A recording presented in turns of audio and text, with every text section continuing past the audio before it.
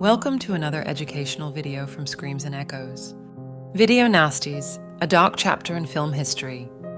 In the early 1980s, a wave of moral panic swept through the United Kingdom, centered around a group of horror and exploitation films.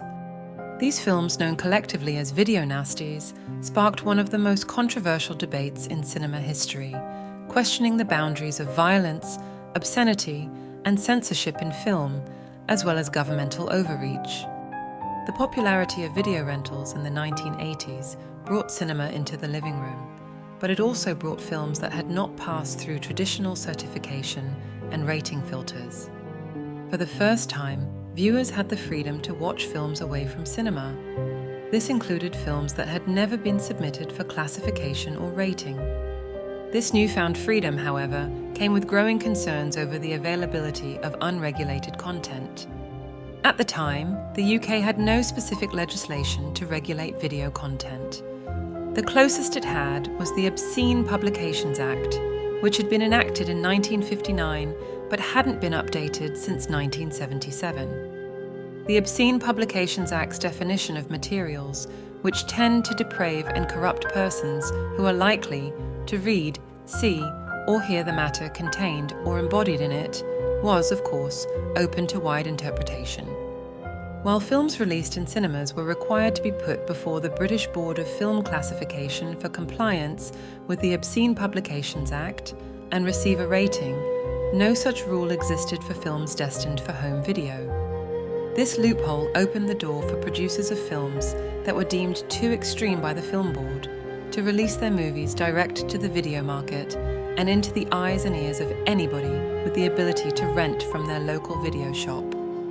With the promotion of the home video release of 1979's The Driller Killer and 1980's Cannibal Holocaust, the National Viewers and Listeners Association, an advocacy group in the UK, initiated a public campaign against the films and subsequently coined the term Video Nasties. Founded in 1965 by Mary Whitehouse, the NVLA campaigned against the publication and broadcast of media containing content that it viewed as harmful, blasphemous, and offensive, such as sex, violence, and profanity. Soon, the tabloid press, including the Sunday Times and the Daily Mail, joined in the campaign against the video nasties, bringing the topic to the forefront of cultural discourse. Public outcry, fueled by media sensationalism, led to near nationwide panic, as the morality watchdogs claimed the videos would corrupt morals and incite violence. Horror stories of children accessing these films and fears about their potential to corrupt young minds dominated headlines, leading to a clamor for governmental intervention. The narrative was clear. Something had to be done to stem the tide of violent content reaching British viewers. The British government, led by Prime Minister Margaret Thatcher, took decisive action.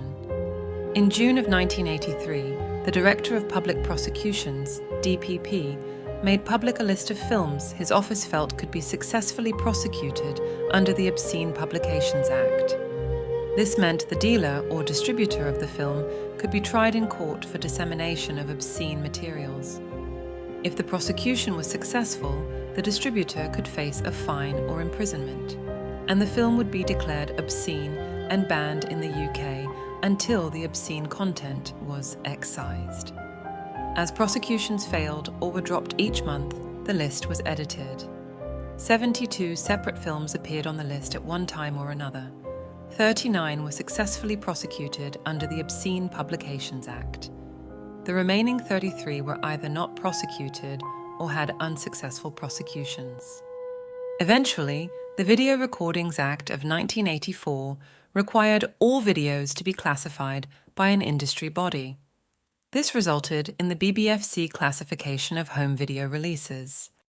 Many of the titles originally banned were later released, although heavily edited. Years later, many of the films have had all cuts waived. However, though no longer labelled video nasties, a number of movies remain banned in the UK because they were not resubmitted for classification by any distributors or have been rejected for classification. The video nasties era left a lasting impact on film distribution and censorship laws in the UK, sparking debates on freedom of expression versus the need to protect the public. It remains a fascinating case study in moral panic, media influence, and the ongoing debate over censorship in art. For more insights into horror film history and controversies, don't forget to subscribe and hit the bell icon. For Screams and Echoes, I'm Luciana Forenza. Thanks for watching, and we'll see you next time.